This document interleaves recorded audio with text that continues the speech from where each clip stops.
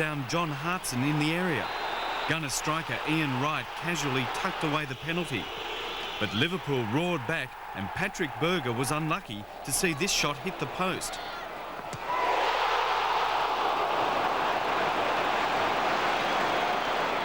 Liverpool equalised when Steve McMenamin headed home after 26 minutes.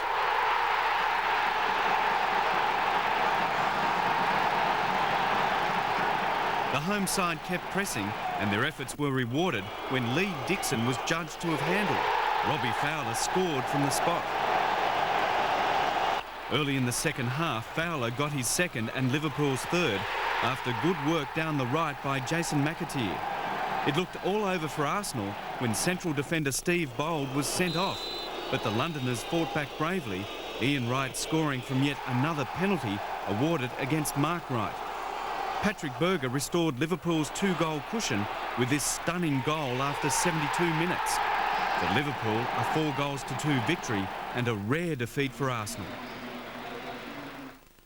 The fourth-round Coca-Cola Cup clash between high-flyers Newcastle and strugglers Middlesbrugh was built as a classic northeastern English derby. The Riverside crowd was treated to some frantic action from the very first minute. Borough's response was immediate. Mikel Beck made a break down the left wing with Darren Peacock in hot pursuit. Ravanelli was screaming out for the cross, but it didn't come. First blood went to the home side though. Craig Hignett's corner in the 27th minute was only partly cleared by the Newcastle defence when Steve Vickers drilled it back in the penalty area. Derek White was perfectly placed to turn the ball home from the edge of the 6-yard box, his first goal for the Teesside club in 2 years. After a succession of raids at the Borough goal, it was the Geordies' premier player who brought about their equaliser in the final minute of the first half. The entire Middlesbrough defence could only watch in horror as Shearer climbed unmarked to head home Gillespie's corner from outside the penalty spot. Borough were lucky not to be down to 10 men after Chris Morris' sideline attack on Keith Gillespie's legs. Emerson and Asprilla traded their viewpoints on the matter moments later. The underdogs continued to apply the pressure. Their international connection combined to put them ahead in the 61st minute. Emerson, Juninho, Ravanelli and Beck all featured in a thrilling display that left the Newcastle rear guard with no answers. Fabrizio Ravanelli put the game beyond the Geordies in the last minute. The victory took Middlesbrough to their first ever finals appearance in the League Cup. Football in the Nationwide League, they do in fact lead that competition by quite a margin. But who would have expected them to take so much away from Spurs? And Spurs' only goal came in the first half through Sheringham. So you would have thought at that stage, well, it's going according to plan. They've equalised Milan, and John McGinlay was the hero for Bolton with a hat-trick. Absolutely. Tottenham, equalising as we saw earlier, going into the game then at 1-1, really shouldn't have let the game slip. But as we see here, Bolton taking full advantage of their chances and scoring some great goals, and quite an amazing result. It's just 6-1 in the end. It's just hard to believe. You know, Spurs, I know they weren't under strength compared to Man United, which we'll see. They only fielded 2 regulars from their first team. But the League Cup or the FA Cup is a special moment anyway to try and win something as prestigious as this. And more problems, as you can see there, the penalty. Taggart, Blake and the sub, in fact, Scott Taylor came on and he also scored. But there's so much really riding on this position in the quarterfinals. I agree with you there, Andy. I'd expect Tottenham and the manager to go out full forces in this game, especially considering they're in the middle of the table. This would be one trophy that they could get throughout the season, and they've really conceded a lot of stupid goals there. And I can't remember Tottenham conceding 6. Conceding 6, it's amazing. This was Wimbledon against Aston Villa. It finished in favour of Wimbledon.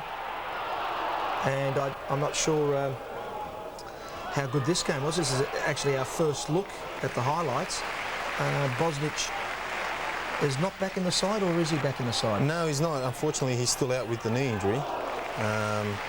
But again, Wimbledon continuing their great run. They're featuring 4th in the league. And here we see the goal, and it's quite a soft goal in the end. Near post. Good finish in the end. Very, very good finish. So Wimbledon booked themselves a passage into the quarter-final. A couple of late chances here, and they aren't too bad chances at all for Villa. A bit of luck, and luck plays a part in the end, I think. Absolutely, in any game of football. absolutely. But full credit to Wimbledon. They're playing some good football, and they're doing it in the league, and now they're doing it in the cup. And here's the other game, Oxford against Southampton. What a great strike. Great goal. Beyond any doubt whatsoever.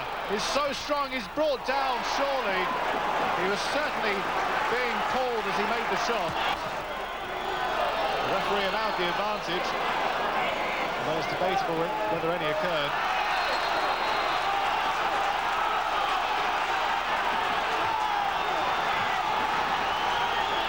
We're now playing injury time, and Oxford snatched the game away from Southampton. Mood is there, and he's done it.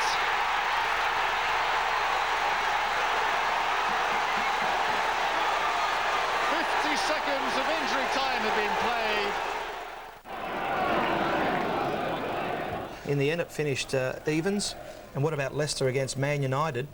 Who would have expected Leicester to get up 2-0 and Claridge score the first? He was set up well by Heskey. What a result. What a goal.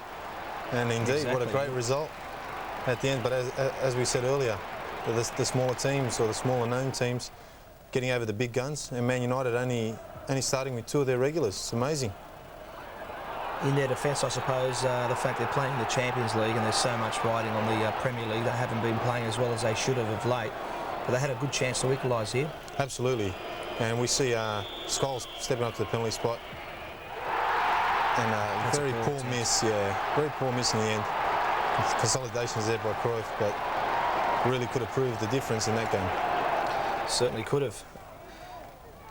Emile Heskey, I think he's only 18, 19. And that's a tremendous shot from close range. Great finish. Set up the first goal, as you said, Andy, and I think he's featuring in the England under 21 squad. So he's doing quite well for himself. And good luck to